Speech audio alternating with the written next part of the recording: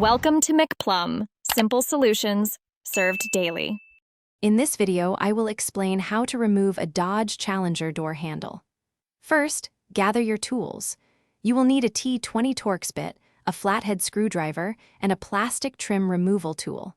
Having a clean cloth nearby is also helpful to protect your car's paint during the process. Next, we will focus on the inner door panel. Start by carefully removing the small plastic cover located behind the door handle.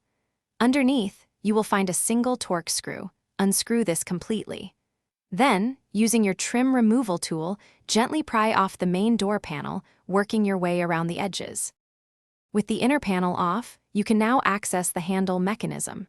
First, disconnect any electrical connectors attached to the handle assembly. Then, carefully detach the two cable rods that connect to the handle. There might be one or two additional screws holding the handle in place. Remove these as well. For the final step, gently push the entire handle assembly outward from the inside of the door. Make sure all clips and fasteners are disengaged. With a little wiggling, you should be able to carefully pull the door handle free from its exterior mounting point. Installation is the reverse of these steps. Thanks for watching. Stay juicy and subscribe.